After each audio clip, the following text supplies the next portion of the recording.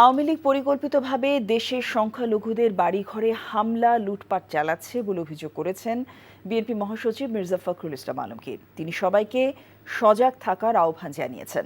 সকালে ঠাকুরগাঁওয়ে নিজ বাসভবনে এক সংবাদ সম্মেলনে কথা বলেন তিনি। মির্জা ফখরুল বলেন, আওয়ামী লীগ প্রতিবেশী দেশকে দেখাতে চাইছে হিন্দুরা এদেশে নিরাপত্তাহীনতায় ভুগছে। সংবাদ সম্মেলন শেষে মির্জা ফখরুল নীলফামারীর সৈয়দপুরের কম সম্মেলনে যোগ দেন। সেখানে থেকে তিনি রংপুরে যাচ্ছেন। It was political, not at all religious or not at all any communal. Political turmoil সবসময় পলিটিক্যাল টেনশন কিছু না কিছু হয়। তারপরে 5 তারিখের পরে এখন পর্যন্ত এমন কোনো ইনসিডেন্ট হয়নি।